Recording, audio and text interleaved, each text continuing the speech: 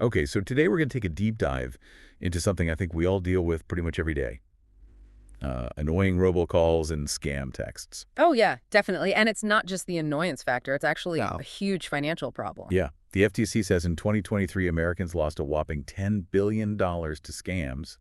And, get this, phone scams had the highest average loss per person, like 1,400 bucks. Wow.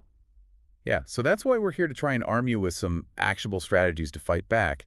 And for this, we're going to be pulling from the FTC's findings, News 4's reporting, and some great advice from Consumer Reports, particularly from their expert, Nicholas DeLeon. Sounds good. Let's do it. All right, so let's talk about your mobile carrier first, because it's actually your first line of defense, right? Yeah, absolutely. And you know what a lot of people don't realize is that the FCC actually requires all mobile carriers to provide some sort of robocall prevention technology. Interesting. Yeah, so think of it as like a built-in shield against these calls. Most carriers will offer basic services for free that can identify and block those really obvious spam numbers. But here's the thing.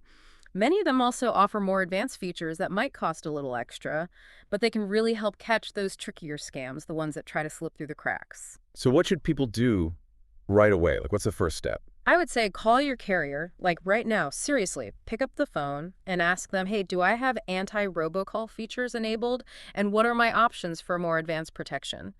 You might be surprised at what they offer. Okay, that's a great tip. So once we've tackled that, what can we do on our phones themselves to, like, beef up our defenses? Oh, there's a lot you can do. Believe it or not, both iPhones and Androids have some surprisingly useful built-in tools. For example, if you're an iPhone user, you can go into your settings, then go to phone, and you'll see an option to silence unknown callers.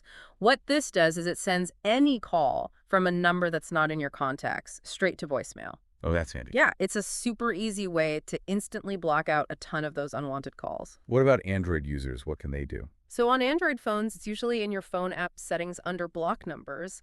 And there you should find an option to either block unknown callers or allow only contacts. It basically gives you that extra control over who can actually ring your phone. Nice. So it sounds like there's a lot we can do just with our phone settings now. What about scam texts? Those seem to be getting more and more sophisticated these days. Yeah, they really are, and they can be so tricky because they often use these really tempting offers like fake prizes or unbelievable discounts, or they might try to scare you with urgent alerts that look like they're from your bank, trying to make you panic. Right, right. The absolute most important thing to remember is don't reply, don't click any links, and never, ever give them any personal information over text. So if you get a suspicious text, what should you do? Easy, just delete it right away. And then most messaging apps let you mark it as spam, so do that too. And if you want, you can even forward those scam texts to the FTC or your mobile carrier so they can keep track of what's going around. So we've talked about carrier features and phone settings. Now, what about those anti-scam apps? Are those worth looking into? They can be helpful. They do add an extra layer of defense because they can identify and block potential threats. But here's the thing. And this is where Nicholas DeLeon from Consumer Reports makes a really important point. You have to be careful about your privacy.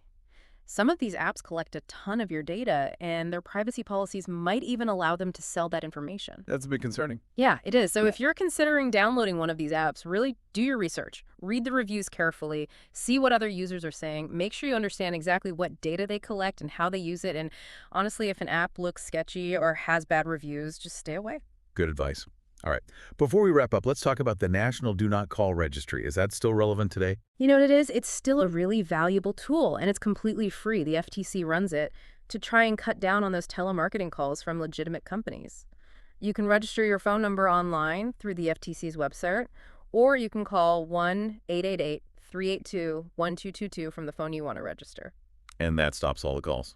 Well, not all of them. It takes about 31 days to fully kick in, and it mainly targets legitimate telemarketing companies, so it won't block calls from charities or political organizations. And unfortunately, it won't stop those illegal robocallers, which are the real problem. Okay, so to sum up for our listeners, your first move is to contact your mobile carrier and get those anti-robocall features activated. Then take a look at your phone settings and see how you can filter out unknown callers. And remember, any text from a number you don't recognize, treat it with extreme caution. Delete it, mark it as spam, and don't engage. And if you're thinking about an anti-scam app, make sure you do your homework and prioritize your privacy. And lastly, registering for the National Do Not Call Registry is a good step, but don't expect it to be a cure-all. Exactly. Vigilance is key. But By being proactive and using these tools, you can really cut down on those unwanted interruptions. And more importantly, you can protect yourself from becoming another victim of these scams. So with all that said, think about how much peace of mind you could gain by taking control of your phone and reducing those digital intrusions. What will you do with all that newfound quiet time? That's something to think about. Thanks for joining us for the deep dive. You got it. Catch you next time. See you later. Bye.